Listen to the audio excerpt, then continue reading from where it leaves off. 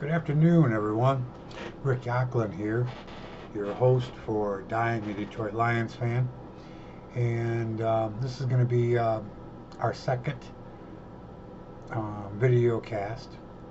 And let me begin by apologizing for the Who Is This Guy um, post that was made yesterday, or episode 1, videocast 1.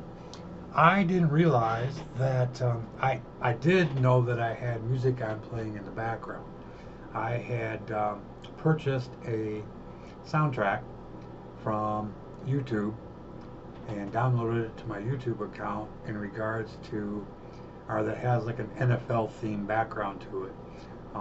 It's over an hour and like 10 minutes or 15 minutes worth of just continual background music, and there's different sounds and songs, or instrumental songs, whatever the case may be, but they're all related to the NFL. I had that playing yesterday when I turned around and recorded that episode, and as I uploaded, or once I uploaded it to YouTube, as I mentioned, I'm new to this. It went through, and I had a notification that I had copyrighted material in the videocast. So, as I did a little bit of research, it came to be that there's about a minute and 20 seconds, 10 seconds, something like that, where I think it was an NFL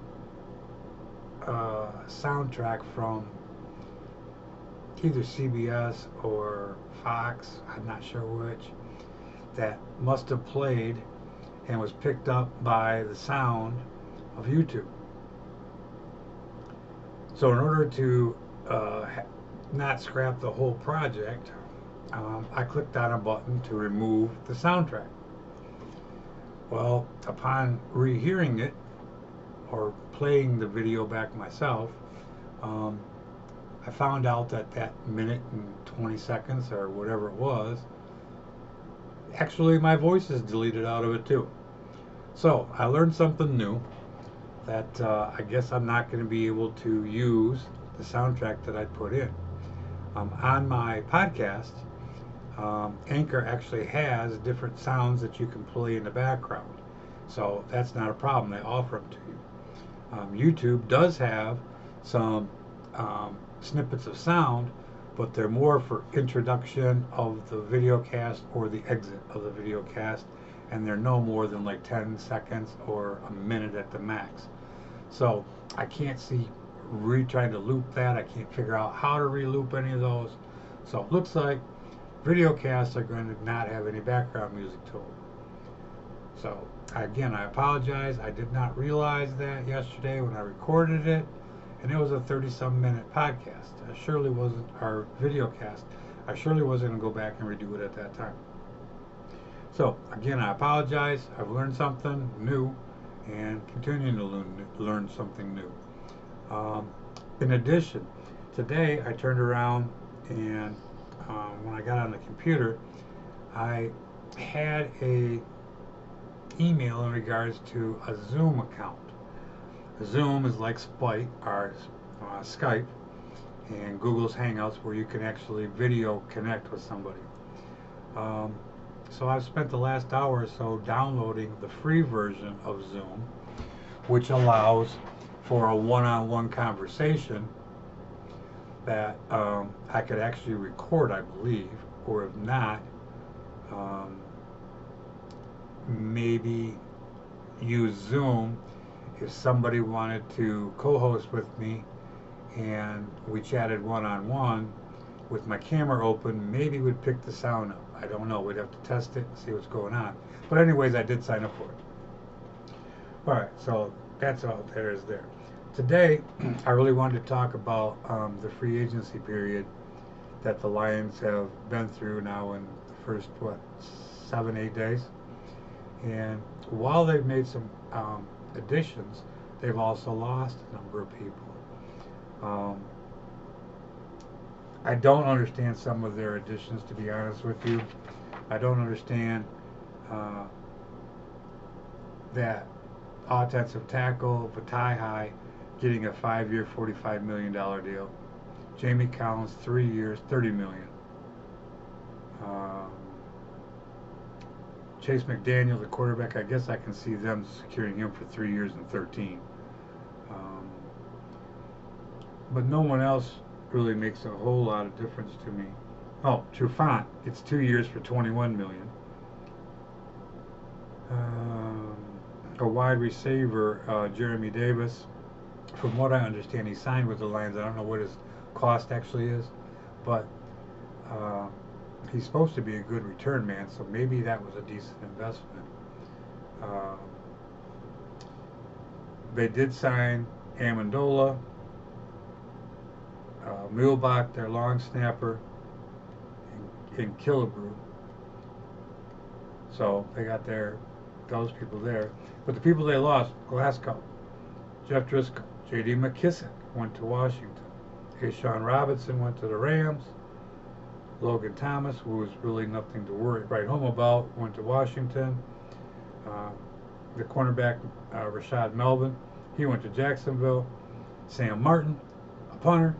What the hell are they going to do for a punter? He's actually a pretty good guy. He's top 5 in the league. And he went, signed a 3-year, $7 million contract for the Broncos.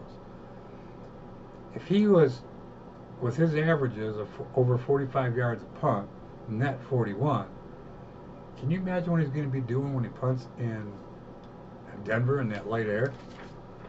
Weird.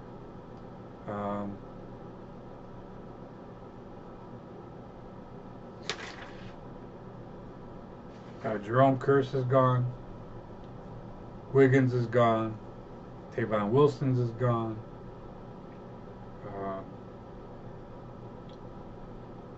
They released Jamison Harrison, Rick Wagner, Kennard, and quarterback Kyle Slaughter, which is no big deal there, and Darius Slay. The Darius Slay ones, the ones got me the most. And that's all because of Patricia's ego and not knowing how to handle people, in my opinion. Also this morning, there was a Free Press article discussing the Lions free agency thus far, and their key was the Lions had 5 key needs. Well, after the free agency period so far that they went through, while they've added some players, they still have the same basic needs. They haven't upgraded anywhere. As a matter of fact, their defensive backfield, cornerback position in particular, has gotten worse. You don't give up a Pro Bowler like Darius Slay because your ego can't deal with the guy. I mean, it makes no sense to me whatsoever. But in this article, it says, or a Free Press article, basically said, you know, what do the Lions need to do next? Well, I jumped on Twitter because, in my mind, what they should do is get rid of Patricia and Quinn now. Why let it go into the season? I have, sorry about that, dropped my pen. Have no idea why he's still here, why Quinn's still here. I'm really afraid that Martha Quinn's daughters are so money hungry that they're hiding any information from Martha Ford. I don't think she sees all the backlash. That Darius Slade trade, when he came out and talked about why he didn't have any respect for Patricia, every sports talk show jumped on that, and I didn't hear anyone agree that Patricia was right and Slade was wrong. Basically, Patricia came in, as I think I've mentioned before, I know I did on my podcast, that Patricia came in trying to make Detroit New England West. Patricia hasn't done any fucking thing in the NFL. He may have been a coordinator in title, but he worked under Bill Belichick. You don't think Bill Belichick is the one that told him what the fuck to do? And if Belichick is as controlling as he's was quoted to be, Patricia only did what Bill told him to do. He didn't create anything. He didn't do anything for anybody. So I really don't have much respect for him. And the way he botched that Darius Slade thing is crazy. Last year blowing out Quinn and blowing out Slay. You're looking at a guy that's so egotistical and so insecure that he didn't want to have strong personalities in the locker room without it being his own. Yet he didn't do anything to garner that respect, from the standpoint that motherfucker from the first year couldn't even get to a meeting on time. It was well reputed for that. And supposedly Mrs. Ford even knew about that part, because she told him he needed to shape up and at least be punctual to meetings that he scheduled for the team. So my comment to the article in regards to what the Lions need to do first and foremost in free agency, as I said, they needed to fire Matt Patricia and Bob Quinn. Get rid of them. In my mind, they're not doing anything but trying to set the Detroit Lions back for another 5 years. A rebuild is going to have to happen. There's no doubt about it. They tried shopping Stafford. I talked about Stafford a little bit yesterday, and if I didn't, it's in my podcast. He's your longest standing starting quarterback the Detroit Lions have had since the Fords got access or became the owner of the franchise. So in 61 years, you've only had one quarterback who has every Detroit Lions record as it stands right now that's played consistently for 10 years. Just makes no sense. But I'm going on to this because a person came back and replied to my Twitter tweet, okay, in regards to firing Quinn and Patricia. And this guy created a burner account. It's hilarious. It really is. The guy's handle is Matt Patricia defense is no good. So you'd think he'd be like a hater, right? I don't know. Anyways, if you want to follow him, he's on Twitter, and his handle is @7play, PLAYY. And he's using a Bob Quinn avatar for his picture. So I don't get the guy all the way. But anyways, he comes back to my post and taps on it that I'm dreaming that Quinn and Patricia are guaranteed to be here at least 2 more years because Martha Ford just doesn't fire people. I actually got pissed, and I didn't retort to the guy because when I realized that he has a burner account and even admits it's a burner account so he can comment on sports, I think he's just an agitator and tries to stir the pot and gets off on doing that. Or maybe he's bored like I am and he's home being self-quarantined and just wants some attention for himself. But it did make me think a little bit about the fact of the Ford girls and the fact that are they actually that fucking money hoarder hungry that they're preventing Mrs. Ford, old lady Ford, from hearing the national commentary all making a joke of the Detroit Lions franchise, which we all know they've been for 61 years. It's very obvious. Quinn's going on his 3rd year as general manager. And I really think he's the worst general manager they have until I actually thought about it a little bit more in depth. Matt Millen had to be the biggest fucking mistake that was ever made. And that was done by Bill. Can't blame that one on Martha. But if we go back and look at the general managers that the Detroit Lions have had since the Fords took over, it just amazes me. It really does. Edwin Anderson. I never even heard of the guy.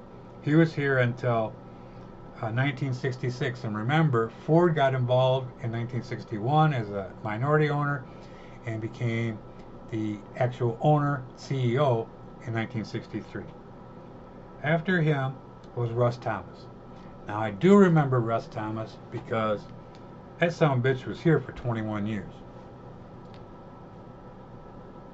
And as I grew up and got into my early 20s, I can remember the phone or the call out for Thomas to be gone.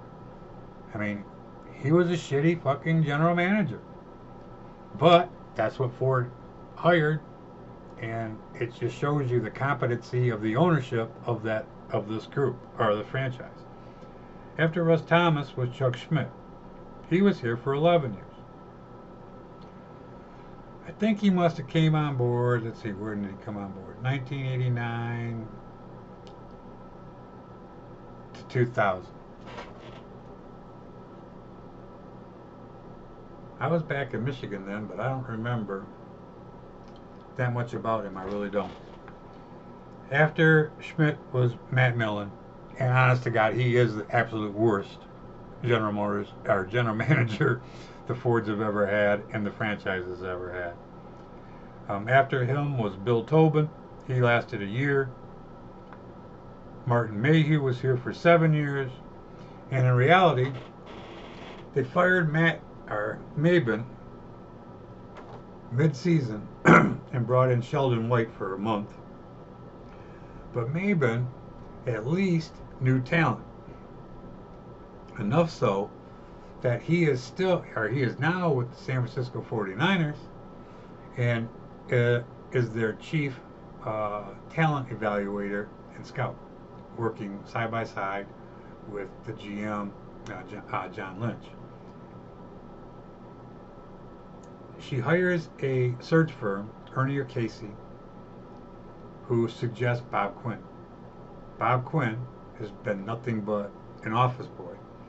He was never an assistant general manager, as far as I remember hearing, let alone more than just a personnel guy. So here they bring this kid wet behind the ears that wants to create or be Bill Belichick's boy and create a system that is follow-up to the New England Patriots, and his drafts have been relatively miserable. We're going into the third year. If I was the kid from Ohio State, the cornerback, Oshawa, or whatever, however he pronounces his name, he is considered one of the top 3 defensive players in this year's draft. Knowing the need that the Lions have in their secondary, and especially cornerback now, is with Slay gone, everybody's got him, the prognosticators have him targeted as the Lions pick at number 3, if they don't trade him.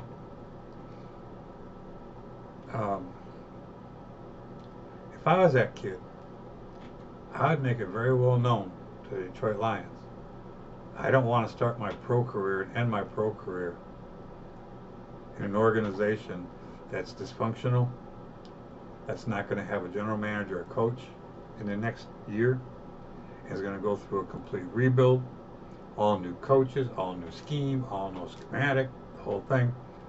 I'd tell the kid I'm not playing for Detroit. If he is really the top 3 of the defensive players coming out in the draft, he's not going to fall far, and he's not going to lose that much money by being number 3 and maybe being number 5 or 6. So I really think if it was me, I'd say, fuck you, Lions, I'm not playing for you, I don't want to play with you, I don't want to play for you, I'm not going to play for you, I will not sign with you. Granted, he'll have to sit out a year, and Detroit can retain the rights for him for that year, but then he can enter back into the draft the following year. I don't think his skills are going to diminish in 1 year's time. I know he wants to play ball, I know he wants to get paid. Can't blame him for that. But do you really want to play for a franchise that is so dysfunctional that they can't get out of their own fucking way? And for a senile owner that has no fucking clue what football is even about, all she cares about are NFL checks coming in during the season that her and her daughters can go and spend and do whatever. Again, I don't understand why Mrs. Ford doesn't sell the fucking team. She doesn't belong in ownership, and obviously her daughters are just as fucked up and dumb as she is, and they don't belong anywhere near an NFL franchise. And if they can't settle themselves with a $1.99 billion worth by Forbes of that franchise, that's an issue. But I think the Fords are money hungry, they're money grubbing, and I think Mrs. Ford, she's senile. I don't think she has all of her bearings, and I think the daughters are behind the scenes maneuvering her, keeping her alive somehow, so that they continue to be into the cash flow that they're getting. I don't know of one of them that could possibly take over and become the next owner or general manager, or however you're going to do it. I just don't see it. And it's just going to be more frustration for us Lions fans.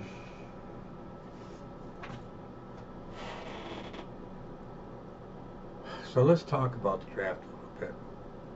It's going to be an unusual draft. It's almost going to be like back in the days when we didn't have television or didn't have televised drafts. They are going to televise this somehow. How the NFL is going to do it, I don't know. I'm assuming the networks will either have each team on Zoom and be able to somehow interfere with them, or they'll have remote recordings where people are using Skype or whatever system that they're going to use with the general manager and head coaches probably, and then have to be patched into players that they draft. But it's going to be kind of unique. I'm looking forward to the draft, other than the fact of the Lions making a pick, because I'm sure they'll fuck it up somehow.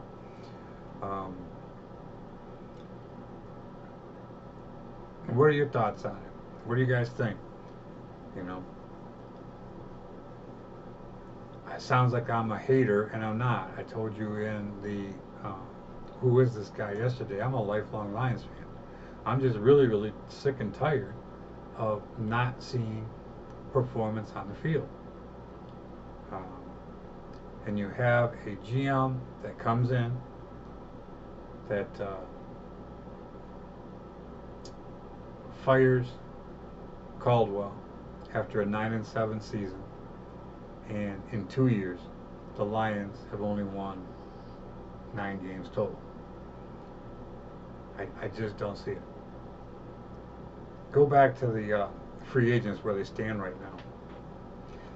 They ended up picking up Allison from Green Bay, a wide receiver, and I thought to myself, what the fuck? Why are they doing that? A little more of a deep dive into that, and the fact that the 3 starting wide receivers for the Lions, Galladay, Marvin Jones, and Amendola, lo and behold, none of them are signed for beyond this year. Now, they say they're working, trying to get a long-term deal done with Galloway, with Galloway, which that's all fine and dandy. But I know it's money, I really do.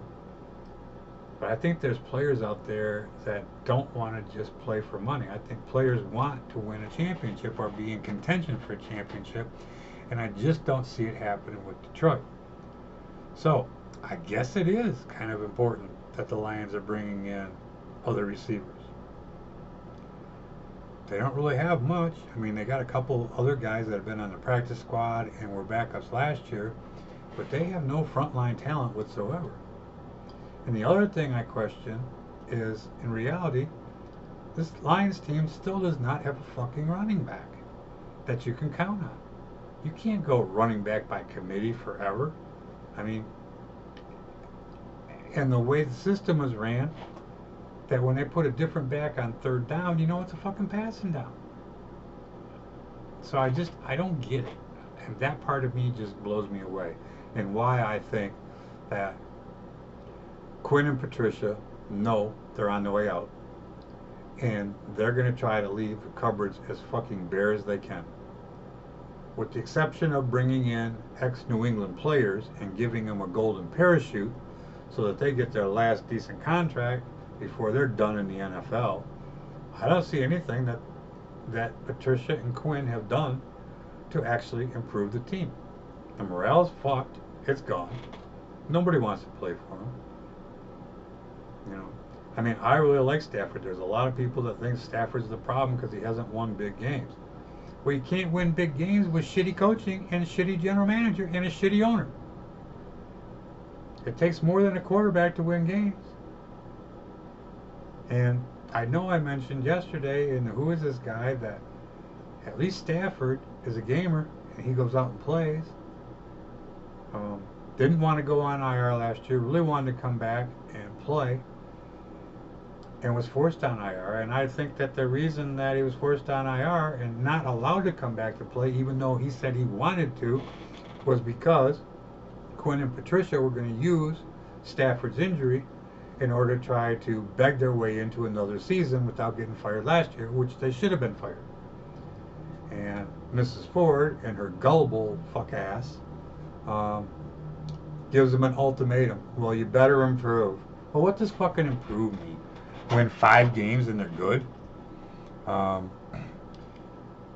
just don't see it. As much as I am ready for NFL football, want to see football, can't wait for the season to start, fantasy leagues to start and whatnot, I just don't see those guys running this franchise in any way but other than the dirt, into the dirt. It disgusts me. It really does. So, again, let me wrap this one up. Probably be a couple days before I do another podcast. I am doing some more research on more things Lions related and trying to keep notes of information I pick up from the Free Press, the Lions website, the news, from sportscasters that I can follow on Twitter. And if you're a Lions fan, I'm assuming you guys are doing that too. But the NFL Network I haven't watched in a couple of days. But I'll start watching them more because they have a little more insight into different things. And as we get closer to the draft, which is now, 3 weeks away, I think it'll ramp up a little bit and maybe some more information will come out. But again, I'll put my contact information in the description of this videocast, as well as a link to the podcast. And I am going to do a podcast after this today to get me up to speed there.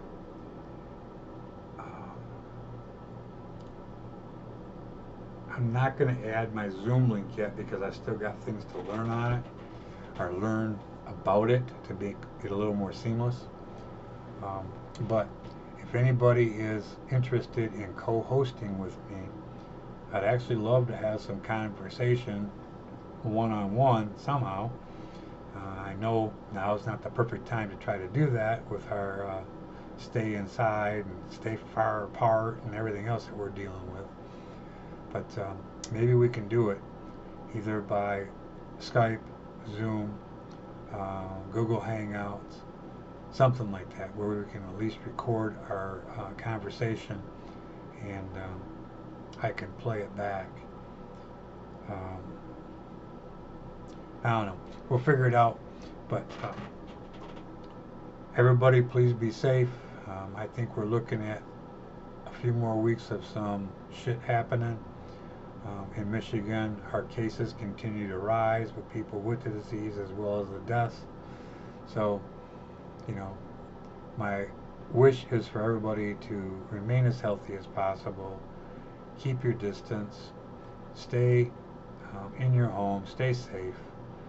Let's get over this thing so we don't push things off further for the football season. I'm hearing now that the NCAA is looking at very possibly they may not be able to have a season this year starting in August. I don't know what that's going to transpire to. But the NFL is talking about if they can open camps up by at least July, that they might still be able to be on track. But there's a lot of speculation out there that with this disease, and before things get back to a normalization enough that they don't have to worry about not only the players, but fans, stadium workers, everything like that, that the NFL could be pushed off too. Even though the press is on for adding a seventh playoff team in each conference, who knows? Maybe they'll shorten the season this year. You really don't know.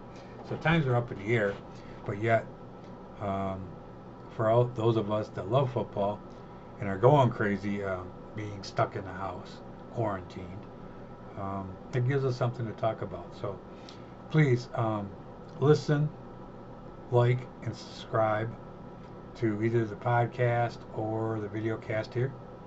And if you do, please subscribe for sure. And feel free to leave comments and any questions you may have, thoughts you may have, something that we can use in a future broadcast or podcast or VideoCast, one of the two, and kind of like talk it up a little bit. Let's get some things going. I know people are bored. Hopefully some of you are paying attention to your children and family, but I don't have anybody but my dog here, and I think my dog thinks he's tired of listening to me. It's like he looks at me and says, "Fuck, dude, I can't speak," and he waddles off and goes into another room. So, good luck to everybody. Stay safe, be healthy, and contact me if you're interested in becoming a part of the show by co-hosting. And have a great afternoon. And I look forward to speaking with you the next time when we come back with another episode of Dying a Detroit Lions Fan. Signing off for now. Bye-bye.